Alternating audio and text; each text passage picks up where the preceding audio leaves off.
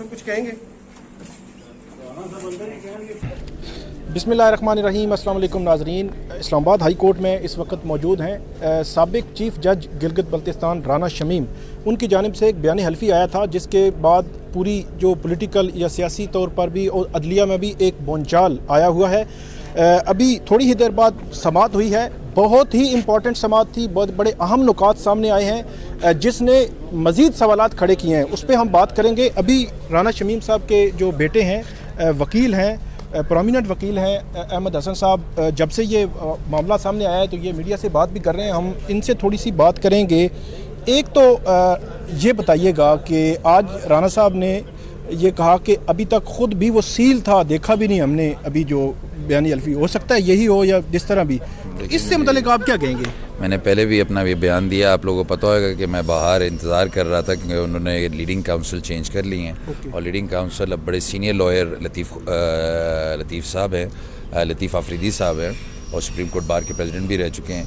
तो कोर्ट में मेरे वाले साहब ने जो भी बोला है मैंने नहीं सुना, इसलिए आई डोंट नो जी, मैं उस पर नो फर्दर कमेंट्स। आप भी वकील हैं तो आपको बतौर कौंसल उन्होंने क्यों नहीं पेश किया? देखें जी, ये जो पर्सनल मैटर्स होते हैं इसमें हमारे लीगल एथिक्स में ये प्रेफर किया जाता है कि फैमिली का लॉयर कोई ना हो, कोई दूसरा प्राइवेट काउंसिल हो, क्योंकि बंदा पर्सनल कोई कमेंट पे थोड़ा सा एग्रेसिव भी हो सकता है, तो इट्स बेटर। तो हमने लीगल एथिक्स को फॉलो किया जी। राना साहब, आपके हवाले से बहुत सारे लोगों से हम कोर्ट रिपोर्टिंग करते हैं, कुछ यहाँ के जो आला मतलब सीनियर लोग हैं उनसे मेरी बात होती रही। आप यकीनन एक सीनियर लॉयर हैं, आप गुज़श्ता दिनों मीडिया पे आते रहे तो उस पर लोग मुख्तलिफ़ किस्म की मेम्स भी बनाते रहे और आप मतलब मज़ाक भी था, क्या था मतलब वो समझ नहीं आई कि वो सीरियस नहीं थे आप या किस तरह लोग जो है वो बातें करते रहे। अगर लोगों ने इन्जॉय किया है, कुछ अच्छे कमेंट्स भी मिले हैं, कुछ मीम्स भी देखने को मिली हैं, अगर लोगों ने इन्जॉय किया है तो लेट देम बी हैप्पी। पहले ही बहुत गम है, तो अच्छा नहीं कि तो खुश हैं लोग, तो मेरे अगर मजाक बना के खुश हो रहे हैं तो लेट देम बी हैप्पी, मुझे कोई फ़र्क नहीं पड़ता जी। आखिरी सवाल कि आप ये मामला कहाँ ज़्यादा देख रहे हैं, क्योंकि बहुत मतलब कॉम्प्लिकेटेड सूरत हाल जो है वो बनती नज़र आ रही है। नहीं जी, अब इसमें एक बहुत इंटरेस्टिंग पटिशन कल फाइल हुई है बाय बैरिस्टर सलाउद्दीन, जिसमें उन्होंने मांगा है कि जी जो ऑडियो टेप्स, ऑडियो लीक्स आई है उस पर जुडिशल इंक्वायरी की जाए, तो उस पर बहुत सी चीज़ें फिर क्लियर हो जाएंगी। अगर वो ऑडियो लीक्स ही इटसेल्फ अगर हो गई तो PML नून फिर वो तो एक और केस बन जाएगा कि जी ये ऑडियो लीक्स क्या थी, और अगर वो वॉइस मैच कर गई, विद ऑल डी रिस्पेक्ट मैं कोई इसमें अभी नहीं कुछ कह सकता, ना मैं कोर्ट हूँ, इसलिए विद ऑल डी रिस्पेक्ट ये मेरी पर्सनल ओपिनियन है, मैं फिर से रिपीट कर रहा हूँ, it is my personal opinion कि अगर वो चीज़ क्लियर हो जाती है तो फिर तो बहुत सी चीज़ें क्लियर हो जाएंगी। फैसल वाडस ने भी डिसरिस्पेक्ट किया था राना साहब को, जी वो हमने बोला हुआ है कि मैंने बोला हुआ है कि भी हमने होल्ड पे किया कि मेरे वालिद साहब ने कहा पहले हम इस केस को ये डिस्पोज ऑफ हो जाए, उसके बाद इंशाल्लाह उन्हें लीगल नोटिस सर्व करेंगे। We are not in a hurry, इंशाल्लाह we will do that. Thank you जी। अगर आज की जो समाअत थी उससे मुतल्लिक बात करें कि राना शमीम जो साबिक जज हैं उनकी बयान हल्फी पर जो ख़बर सीनियर सहाफ़ी अंसार अब्बासी साहब ने द न्यूज़ में जो पब्लिश हुई थी उस पर जो तौहीन अदालत है उस केस पर आज जब समाअत शुरू हुई तो समाअत के शुरू में ही सबसे पहले अदालत ने जो अदालती मुआवनीन थे उनको रोस्टरम पर तलब किया। इसके अलावा जो PFUJ की जानिब से नुमाइंदगी कर रहे थे नासिर जैदी साहब, उनको रोस्टरम पर तलब किया और अदालत ने ये कहा कि इस अदालत ने कुछ स्टैंडर्ड जो है वो इसमें सेट किए हैं। हमारी अपनी आज़ादी फ्रीडम ऑफ प्रेस पर जो है वो मुनहसर है और इस कोर्ट ने फिरदौस अशकवान केस में तौहीन अदालत के उसूल वज़ा कर दिए हैं ख़ास तौर पर। इसके अलावा अदालत ने आगे चलकर ये कहा कि तमाम जजेस के बारे में बात की गई, उसमें अदालत ये कहना चाह रही थी कि जो राना शमीम का जो एफिडेविट है उसने ना सिर्फ इस अदालत को बल्कि तमाम जजेस को जो है वो मशकूक किया है, अदलिया पर जो है वो बड़ा इल्ज़ाम लगा है। आगे जाकर चीफ जस्टिस ने ये कहा कि फ्रीडम ऑफ प्रेस के साथ कुछ जो है वो जिम्मेदारियां भी हैं और उसी के बाद जो राना शमीम थे वो भी आज कमरा अदालत में आए हुए थे।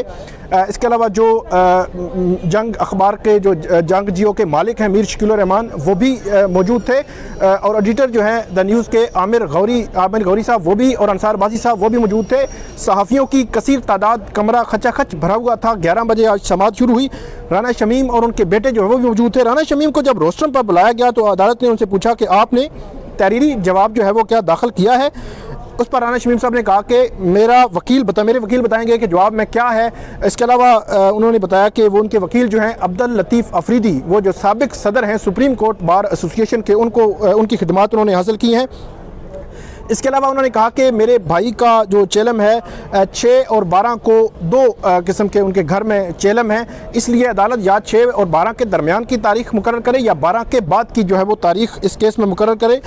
उसके बाद चीफ जस्टिस ने कहा कि आपने 3 साल बाद एक बयान हल्फी दिया है, न्यूज़पेपर्स ने आपका बयान हल्फी जो है वो पब्लिक तक पहुँचाया है और बयान हल्फी शाया होने के बाद मुझसे रब्ता किया। अच्छा, राना शमीम ने यहाँ पर यह जवाब दिया कि बयान हल्फी शाया होने के बाद मुझसे रब्ता किया गया। ये वो पॉइंट है जो इस सारी सिचुएशन को, सारी सूरत हाल को कम्प्लिकेट कर रहा है, बहुत सारे सवालात जो है वो खड़े कर रहा है। राना शमीम साहब से जब कमरे अदालत में भी उनसे बाद में प्रोसीडिंग के बाद भी पूछा गया तो उनका ये कहना था कि रात गए शायद 2 से 3 बजे जिस दिन ये स्टोरी पब्लिश हुई है उस रोज़ को मुझे कॉलें आती रही हैं लेकिन बात नहीं हो सकी, और 5 बजे जिस दिन ये स्टोरी पब्लिश हुई उस रोज़ को सुबह 5 बजे मेरी जो है वो बात हुई, वो बात भी कट रही थी, सही तरीके से बात नहीं हो सकी। ये राना शमीम जो है उन्होंने कमरे अदालत में समाअत के बाद बताया कि बात कट रही थी, बात हुई लेकिन जिस दिन पब्लिश हुई 5 बजे उस रोज़ को हुई। उसके बाद आगे जाकर उन्होंने कहा जी बयान हल्फी जो था वो सील था और मुझे नहीं मालूम कि वो किस तरह लीक हुआ है, ये सवाल उठाया उन्होंने राना शमीम जो है। उसके अलावा चीफ जस्टिस ने कहा कि आपने वो बयान हल्फी इन्हें नहीं दिया। उस पर उन्होंने कहा जी नहीं, मैंने बयान हल्फी की इशाअत के लिए इनको नहीं दिया था। चीफ जस्टिस अतर मिनल्ला ने यहाँ पे रिमार्क्स दिए कि आपने लंदन में बयान हल्फी किस मकसद के लिए दिया होगा, इसका जवाब भी अदालत ने तलब किया है कि मकसद क्या था आपका, ये जवाब अदालत ने मांगा है। और अदालत ने यह कहा आगे कि अदालत आप जो है वो इस दौरान कुछ दिन जो है वो 3 से 4 या 5 रोज़ आपको दे रही है, आप इस दौरान जवाब जमा करवा दें। उसके बाद चीफ जस्टिस ने कहा कि आप बताएं कि 3 साल से ये बयान हल्फी किस मकसद के लिए आपने दिया। आपने अवाम का जो अदालत पर जो एतमाद है वो उठाने की कोशिश की है। इसके अलावा आपने जो कुछ करना है, इसके अलावा अदालत ने राना शमीम को कहा कि हम आपको डायरेक्ट कर रहे हैं, जो कुछ भी आपने लिख कर देना है वो तहरीरी तौर पर आप लिख कर दे दें। और इसके अलावा 5 और 12 दिसंबर को वो उन्होंने अपनी जो अदालत में इस्तदा की कि इस दौरान तारीख मुकर्रर की जाए। यहाँ पे अटॉर्नी जनरल जो है वो खालिद जावेद खान जो है वो अदालत के सामने आए। उन्होंने कहा कि इस केस में मीडिया का किरदार सानवी है, मीडिया के खिलाफ कार्रवाई जो है वो मौखर की जाए, राना शमीम जो है उनसे जवाब मांगा जाए। और राना शमीम के मुताबिक लंदन में बयान हल्फी रिकॉर्ड कराया गया और राना शमीम को ओरिजिनल बयान हल्फी अदालत के सामने जमा कराने की हदायत की जाए, ये कहा अटॉर्नी जनरल ने। उसके बाद राना शमीम जो है उन्होंने ये कहा कि मुझे नहीं मालूम कि जो बयान हल्फी रिपोर्ट हुआ है वो कौन सा है, मैं पहले उसे देख लूँ। और जिस शख्स ने बयान हल्फी दिया उसे याद नहीं बयान हल्फी में क्या लिखा है। ये अटॉर्नी जनरल ने यहाँ पे सवाल उठाया जब बार बार राना शमीम जो है ये कह रहे थे कि मुझे मालूम नहीं, याद नहीं क्या था, सुबह 5 बजे रब्ता हुआ। तो यहाँ पे अटॉर्नी जनरल ने ये सवाल उठाया कि उस बंदे को याद ही नहीं। यहाँ पे इनको 3 साल पहले की वो स्टेटमेंट तो याद है जो साकिब निसार ने इनके साथ बैठ कर टेलीफोन किया, लेकिन इनको 20 रोज़ पहले जो बयान हल्फी दिया है उसकी जो उसका मतन है वो याद नहीं है। ये अटॉर्नी जनरल ने कहा। अगर कहते हैं कि अगर इनको नहीं मालूम तो फिर ये बयान हल्फी किसने तैयार करवाया, ये सवाल उठाया अटॉर्नी जनरल ने। और राना शमीम ओरिजिनल बयान हल्फी के साथ तहरीरी जवाब जमा कराएं, अदालत ने हदायत की। और इसके अलावा जो दीगर फ्रीकैन हैं उनको भी हदायत की कि आप भी अपने जो जवाबात हैं वो मुआवनीन के साथ शेयर करें। और राना शमीम को भी हदायत की कि आंजा समाज से कबल वो भी मुआवनीन के साथ ये जवाब शेयर करें। अटॉर्नी जनरल ने यहाँ पर यह भी कहा कि ये बात रिकॉर्ड पर लाएं कि बयान हल्फी में क्या है उन्हें मालूम नहीं।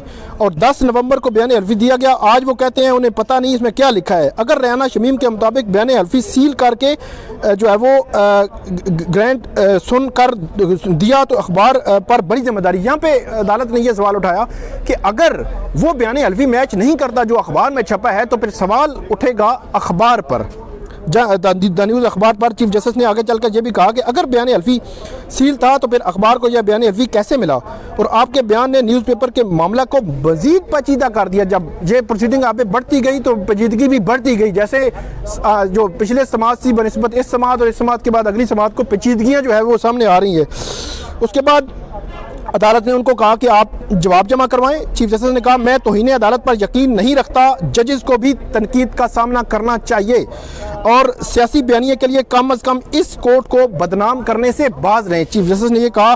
और इसके अलावा अदालत ने अब ये कहा है, राना शमीम साहब ने कहा कि टाइम थोड़ा दे दें, लेकिन बहरहाल अदालत ने कहा है कि आप अपना बयान हल्फी 7 दिसंबर तक जो है वो जमा करवाएं। इसके अलावा जो अदालती मुआवन हैं फैसल सिद्दीकी, उनकी जानिब से अदालत को ये कहा गया कि इनके खिलाफ कार्रवाई जारी रखी जाए। जितने भी इसमें जिनको कंटेम्प्ट के शोकज नोटिस जो है वो इशू किए गए हैं, इस केस में अब बड़ा जो है ट्विस्ट आ चुका है, आ सकता है, क्योंकि अदालत ने अब ओरिजिनल जो इसमें बयानी हल्फी है राना शमीम का, उसको उनको कहा है कि ओरिजिनल बयानी हल्फी जमा करवाएं, रिप्लाई दें शोकाज नोटिस का। अटॉर्नी जनरल कहते हैं कि अखबार को साइड पे करें और राना शमीम के खिलाफ कार्रवाई शुरू करें। बड़ी एक अजीब सी सिचुएशन जो है वो अब इसमें बनती जा रही है।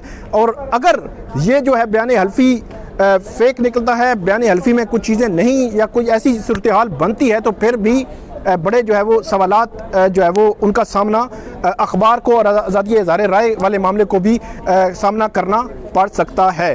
तो ये थी नाजरीन आज की ये समात। 7 दिसंबर को अब नेक्स्ट समात होगी, उसमें भी जो अपडेट होगी वो आपके साथ शेयर करेंगे। तब तक इजाज़त दीजिए, फीडबैक ज़रूर दीजिएगा और कमेंट ज़रूर कीजिएगा। बहुत शुक्रिया।